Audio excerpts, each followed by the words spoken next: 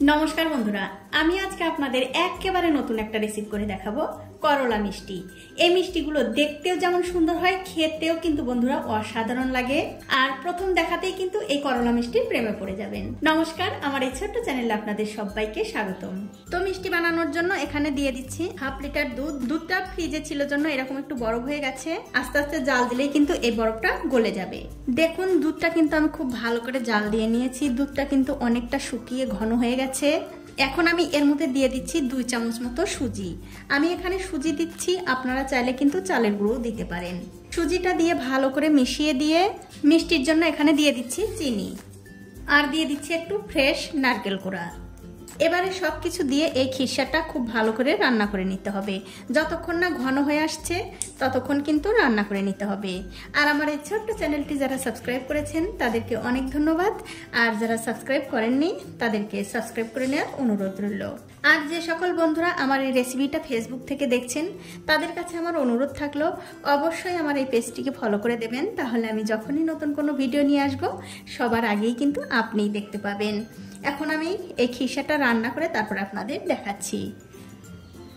আর এই খিরসাটা রান্না করার সময় অবশ্যই 2টো সাদা এলাচ দিতে ভুলবেন না। দেখুন, প্রায় 7-8 মিনিট ধরে এই খিরসাটা আমি খুব ভালো করে রান্না করে নিয়েছি। দেখতেই পাচ্ছেন অনেকটা কিন্তু ঘন হয়ে গেছে। এখন আমি এর মধ্যে দিয়ে দিচ্ছি 1 চামচ ঘি। এবারে ঘিটা খিরসার সঙ্গে ভালো করে রান্না করে নিতে হবে। দেখুন, ঘিটা দেওয়ার পর আরো 1 মিনিট মতো এই খিরসাটা আমি রান্না করে নিয়েছি।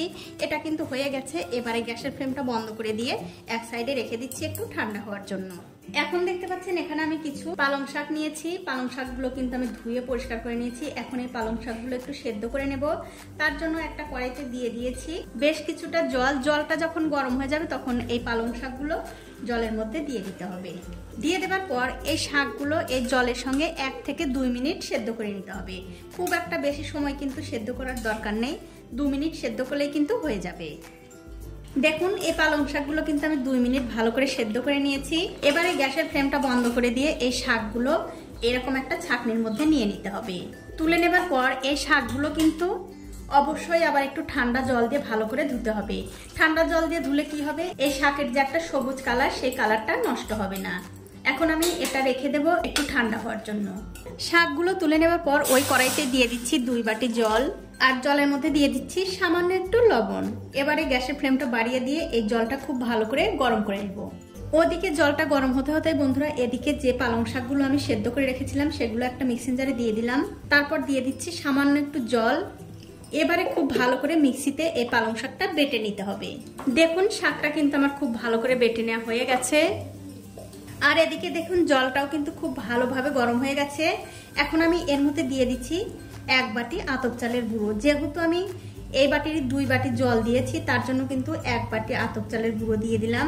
এবারে গ্যাসের ফ্লেমটা একদম লোতে রেখে এই আতপ চালের গুঁড়োটা জলের সঙ্গে ভালো করে মিশিয়ে দিয়ে এর মধ্যে দিয়ে দিচ্ছি আগে থেকে বেটে রাখা সেই পালং শাকের পেস্ট।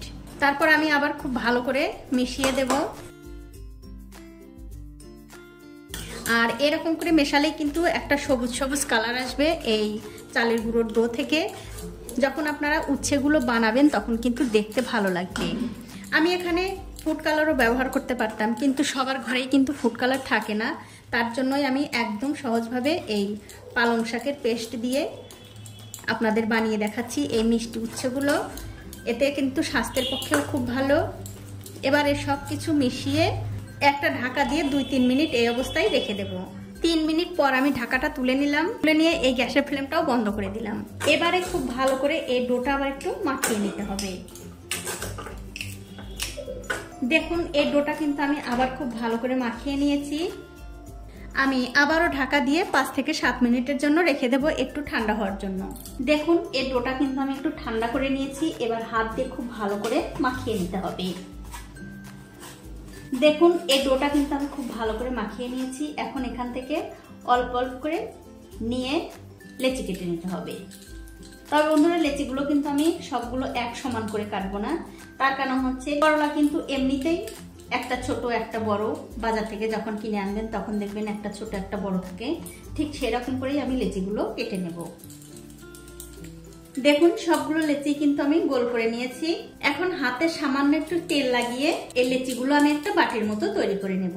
এর মধ্যে কিন্তু আটা ময়দা দেওয়ার কোনো দরকার নেই, হাতে একটু তেল লাগিয়ে এই বাটির মতো করে নেবেন। তার কারণ হচ্ছে ময়দা কিংবা চালের গুঁড়ো দিলে এই যে সবুজ কালারটা আছে এটা কিন্তু নষ্ট হয়ে যাবে।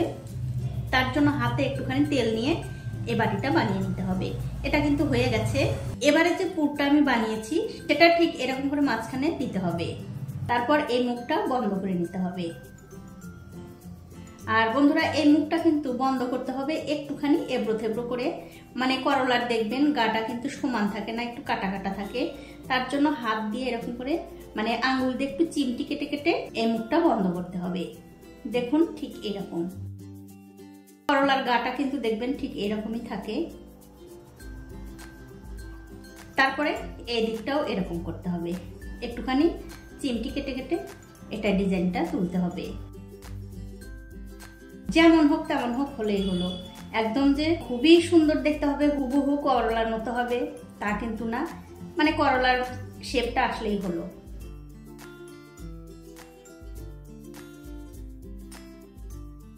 দেখুন যতটা পেরেছি ততটা কিন্তু আমি করেছি, আর দেখতে কিন্তু প্রায় করলার মতোই হয়েছে।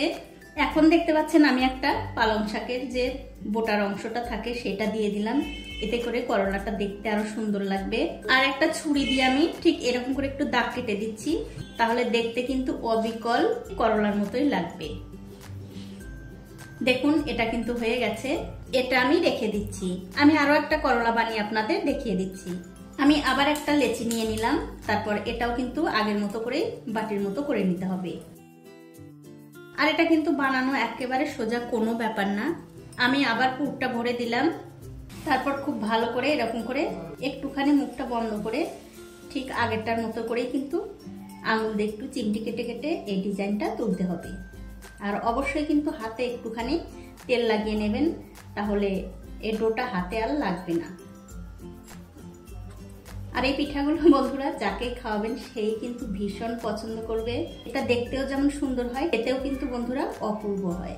একদিন হলেও বানিয়ে খেয়ে দেখতে পারেন। দেখুন এটাও কিন্তু আমি একই রকম করে বানিয়ে নিলাম, তারপর একটা ছুরি দিয়ে ঠিক এরকম করে দাগ কেটে দেব।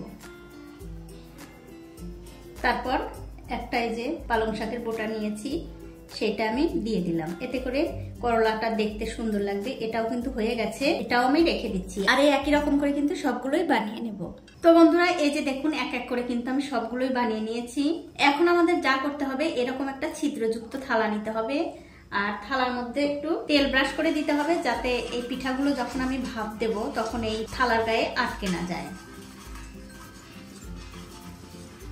এখন দেখতে পাচ্ছেন একটা প্রেসার কুকারে আমি জল গরম করতে দিয়েছি। জলটা যখন ভালো করে গরম হয়ে যাবে তখন যে থালাতে আমি তেল মাখিয়ে রেখেছিলাম সেই থালাটা উপরে দিয়ে দিলাম। তারপর এই যে উচ্ছেগুলো বানিয়ে রেখেছি এগুলো একটা একটা করে এই থালার উপরে বসিয়ে দিতে হবে। তবে বন্ধুরা একটুখানি দূরত্ব রেখে দেবেন, তাহলে এই যে উচ্ছের যে মানে করলার যে ডিজাইনটা সেটা কিন্তু নষ্ট হবে না। এখানে আমি যে কটা ধরলো সেই কটাই দিলাম। তারপর একটা ঢাকা দিয়ে 10 থেকে 15 মিনিট ভাপিয়ে নিতে হবে, আর গ্যাসের ফ্লেমটা কিন্তু মিডিয়ামে থাকবে। 15 মিনিট পর আমি ঢাকাটা তুলে নিচ্ছি, আর দেখুন কত সুন্দর সেদ্ধ হয়ে গেছে উচ্ছেগুলো। এখন আমি খুব সাবধানে এই প্লেট থেকে উচ্ছেগুলো তুলে নেব। তো এই দেখুন বন্ধুরা এক এক করে কিন্তু আমি সবগুলো উচ্ছে ভাপিয়ে নিয়েছি। এখন আমি একটা উচ্ছে আপনাদের কেটেও দেখাচ্ছি কতটা সুন্দর হয়েছে। দেখুন উচ্ছে কাটলে বীজ বেরোয়, আর এখান থেকে কিন্তু খিরসা বেরোচ্ছে, খেতে কিন্তু অপূর্ব লাগে। তো বন্ধুরা ভিডিওটি যদি আপনাদের ভালো লেগেই থাকে অবশ্যই একটা লাইক, কমেন্ট আর শেয়ার করতে ভুলবেন না।